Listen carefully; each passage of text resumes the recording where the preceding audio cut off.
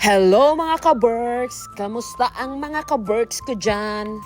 Diba, full of energy tayo ngayon kasi back to work na. So, ngayong araw nga na to, nagluto ako ng laing. Very, very special na laing kasi kumpleto sa sahog. At maraming gata. Pagkasarap. Feeling. Nag-umpisa na nga po akong magisa ng ating baboy. With sibuyas, bawang at luya. Sabi nga nila, masarap ang luto mo kung matagal mo tong gisahin. Sige, mga 1 oras to nagisa. Wait lang. After 1 hour nga na paggigisa ay nilagyan na natin ng dilis. Gisa-gisa ulit. Halo-halo. Halo kay ube. Of course, ang main ingredient, ang dahon ng gabi.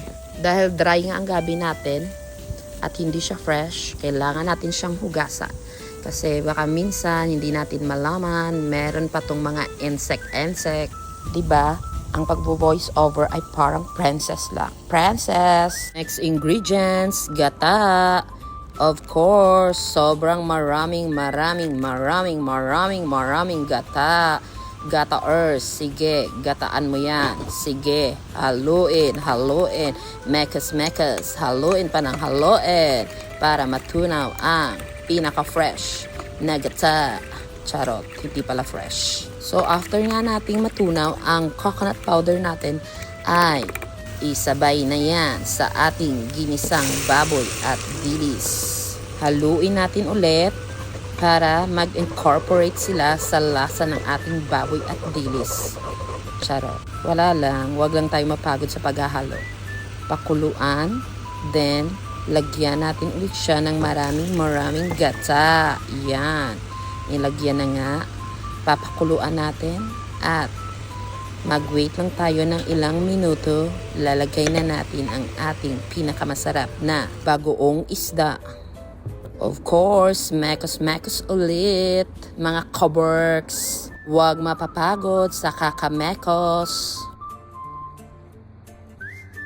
Then, takpan lang natin at pakuluan. After nyan, ilalagay na natin ang dahon ng ating gabi.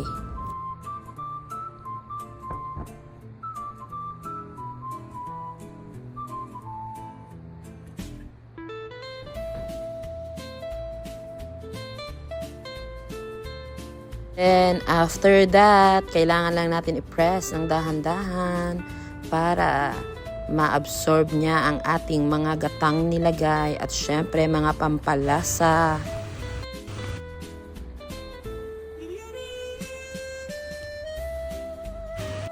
Press lang ng dahan-dahan, wag munang haluin at ang ating gabi ay hilaw pa.